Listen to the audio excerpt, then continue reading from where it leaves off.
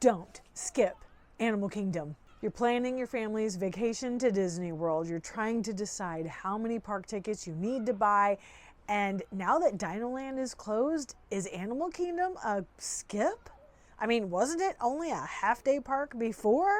Let's dispel some myths and uncover the hidden gem that is Animal Kingdom. Let's talk about it.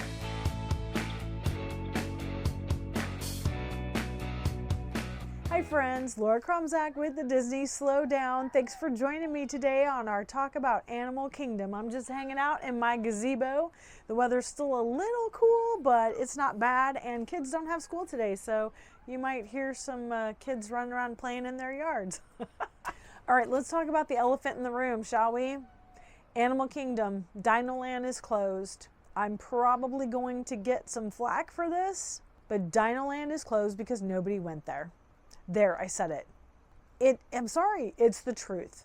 Yes, I enjoyed Dinoland. I didn't have the nostalgia for it because I didn't go to Disney as a kid.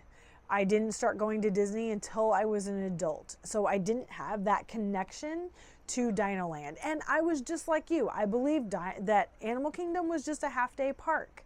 But I have learned in my 3 years now of having an annual pass, when I go down and spend any time in Animal Kingdom, if dinosaur is more than a 20-minute wait, the park is really busy. Flight of Passage and Kilimanjaro safaris, those are always going to be around the 50 to 60-minute wait. That's a given. Dinosaur and Mount Everest, those are going to be 20 minutes or less all the time. And when you walk through Dinoland, they're paying cast members to stand at carnival games that nobody's playing. They're paying cast members to operate Triceratops Spin that not many people are riding. Dinoland was not an attraction that brought people into Animal Kingdom, not like Pandora. Honestly, bless its little heart, but if they hadn't created Pandora, you probably wouldn't have half the people show up at Animal Kingdom that do now. But to say that Animal Kingdom is a half-day park is very short-sighted. If you're only focused on the rides that Animal Kingdom has to offer, then yes, I could see where you get that. But my kids and my family, we've grown up in amusement parks. Like, we used to go to Six Flags for the rides, for the roller coasters. Going to Disney, you're not there for the rides, you're there for the story. And the rides are part of the story. Universal really is along that same line, although they do have more thrilling rides, but the rides tell a story. I mean, if you look at Mount Everest, yes, it's a roller coaster.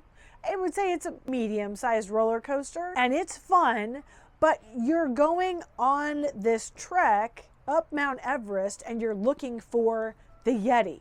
And then you're on this roller coaster and you're looking for the Yeti and you find him and he's scary. He's not that scary.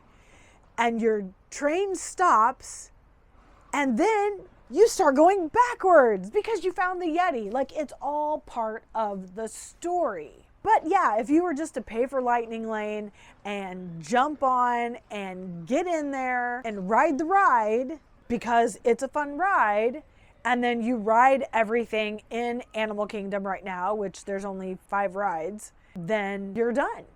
But that's not all that there is to Animal Kingdom. I promise you that Animal Kingdom is not just a half-day park. You have characters there that you're not going to find in any other park. Divine is exclusive and she was created for Animal Kingdom. She's not even a character on the Disney repertoire anywhere. She is exclusively for Animal Kingdom. And she's beautiful. If you get a chance to see her, she's absolutely beautiful. It's definitely worth it. You have Kevin, Doug, Russell. Now you've got Nick and Judy from Zootopia. You have Rafiki, Pocahontas. These are characters you're not going to find anywhere else. So if you're into meeting characters, maybe you do up a bingo card and you're like, we're going to meet as many characters as possible. You're not going to find those anywhere else but Animal Kingdom. unique lands that aren't attached to an IP.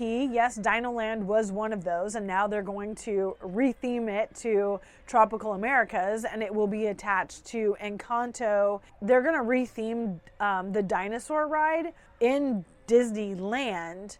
They have the exact same ride, but it is Indiana Jones. So they are going to retheme the dinosaur to Indiana Jones like they already have in Disneyland. It's going to be the same ride, just rethemed. The whole area is going to be rethemed, but it's going to be attached now to IPs, intellectual property, that Disney owns. Asia, Mount Everest. Okay, Asia's a continent, but it's not really, themed to a land or an IP that Disney owns. Mount Everest is still very much imagination, right? There's no movie or story about the Yeti on Mount Everest. Then you also have Africa. Again, it's a continent. And yes, you do have the Lion King show there, which is well worth stopping by, even though it's not a ride. Definitely worth a stop in. But again, Africa is it's not really tied to intellectual property. That whole land is not. Rafiki's Planet. If you've got a kid who loves animals and loves learning about animals, going out to Rafiki's Planet, you also have the vet out there. So you can learn more through Wilderness Explorer badges and just talking to the vet techs that are there, and you can watch animals getting checked out. There's also a petting zoo out there, but you've got keepers that are telling stories and talking about the animals and introducing you to the animals and how they take care of them. So it's really interesting to go out there and spend some time with the keepers of the animals. Let's talk about some of the shows. I wasn't sure how I would feel about the retheming from A Bug's Life that was Under the Tree of Life to Zootopia. Again, I was nostalgically attached to A Bug's Life. I raised my daughter, my oldest one, on A Bug's Life. I owned the VHS. It was one of those movies, you know how kids are, where they'll just be stuck on one show or one movie and the same episodes, and they watch it over and over and over again for maybe a week or two, and then they move on to something else. Well, A Bug's Life was one of those that was in her rotation. And I loved that. I loved that show, and I watched it so many times. I haven't had the same connection with Zootopia. Yes, I've seen it. Yes, I know the storyline. Yes, my kids enjoy it, but they're also older, so they're not in that, like, oh, let's watch it over and over again every day, 3 times a day. They're not in that phase. So I haven't seen it as often as I've seen A Bug's Life.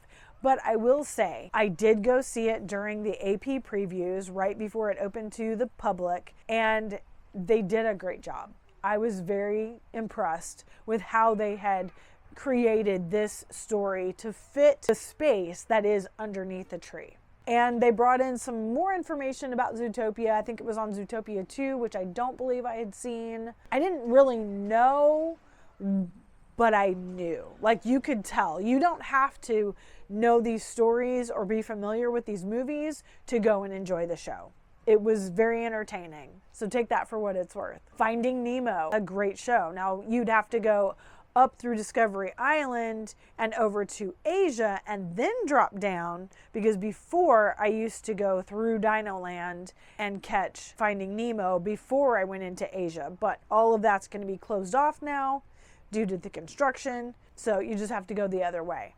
But I was really impressed. That's a fabulous stage show. And if it's a really hot day, you got some tired kids, it's nice and air conditioned in there, go sit down. You can't have any food or drink in there, but it's nice to sit down in the air condition and just kind of relax a bit. Lion King, I already talked about that a little bit. That is such a beautiful show. You also get to sit down. It's about 20 minutes.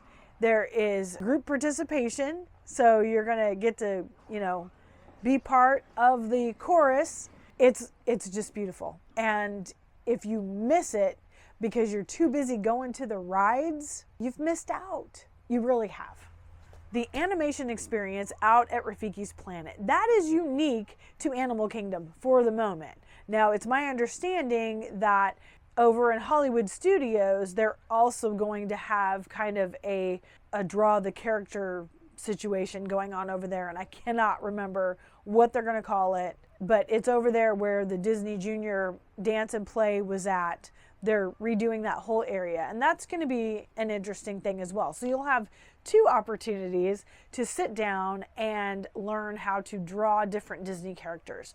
It's a fun experience.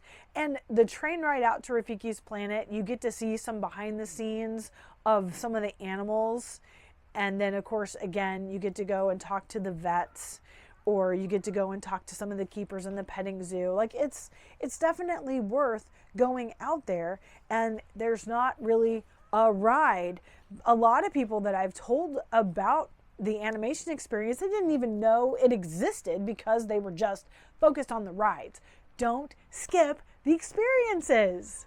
I know I've said this before, but the Wilderness Explorer is so much fun to go around and just learn something about your environment, about the animals, about habitat. I mean, yeah, you probably know it already, but you know, you go, you listen to a little spiel, you answer some questions, maybe you write some stuff in your book, and you collect a badge. Okay, it's a sticker in a book, but still, it's fun and it's free, and you know, you can't get too many free things at Disney anymore.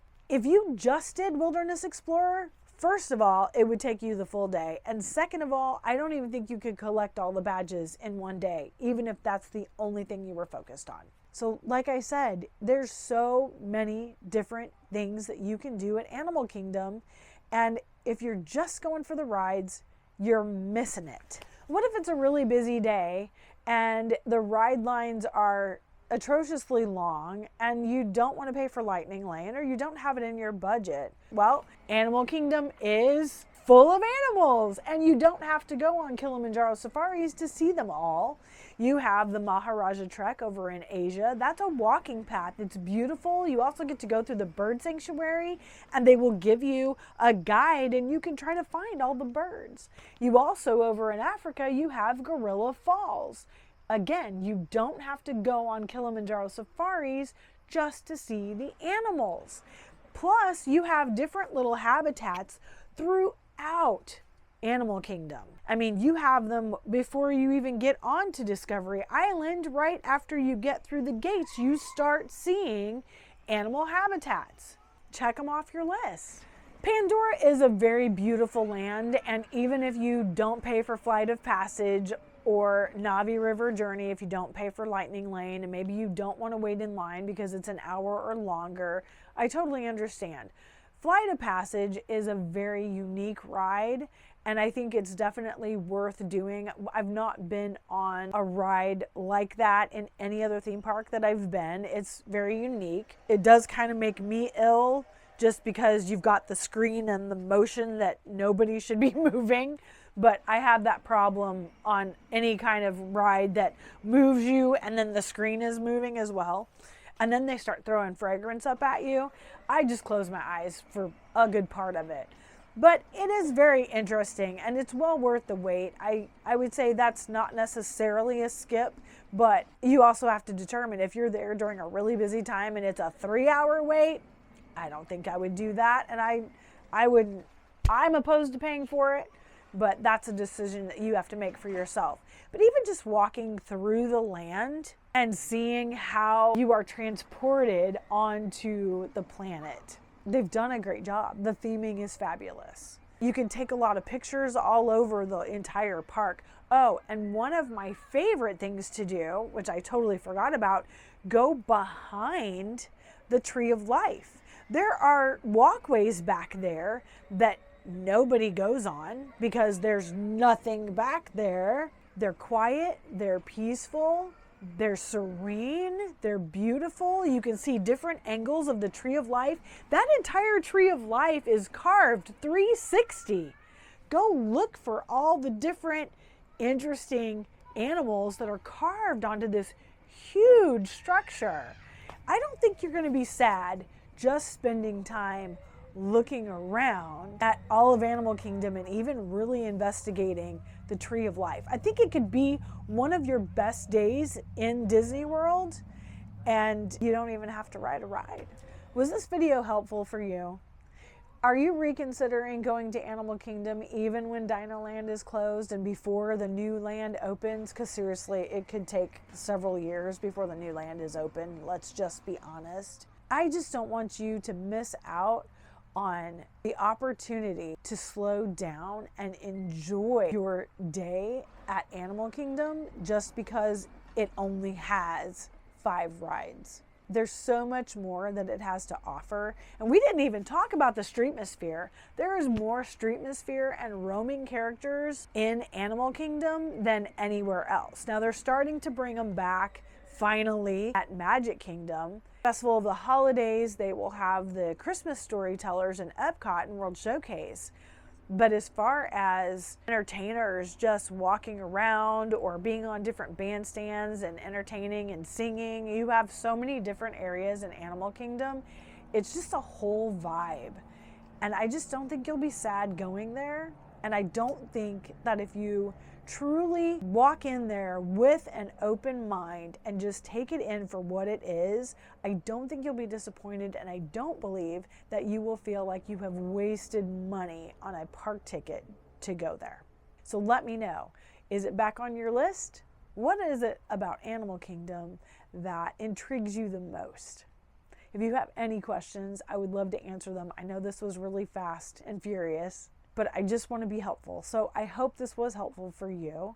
And if it was, would you please like this video, subscribe to my channel, and hit that notification bell. Send this video to a friend who's planning a Disney trip. Let them know, don't skip Animal Kingdom. And if you've made it all the way to the end of the video, drop a heart in the comments. Thanks for tuning in with me. Thanks for joining, and we'll see you on my next video.